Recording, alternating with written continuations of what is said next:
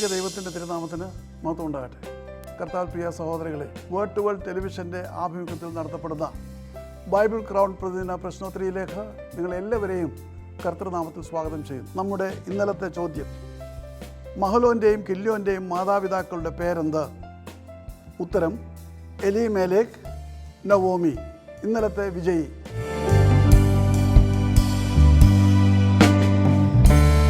ഇന്നത്തെ ചോദ്യം, അബ്രഹാം മുതലുള്ള യേശുവിൻ്റെ വംശാവലി എഴുതിയ വ്യക്തി ആരാണ്? ചോദ്യം ഞാൻ ആവർത്തിക്കുന്നു. അബ്രഹാം മുതലുള്ള യേശുവിൻ്റെ വംശാവലി എഴുതിയ വ്യക്തി ആരാണ്?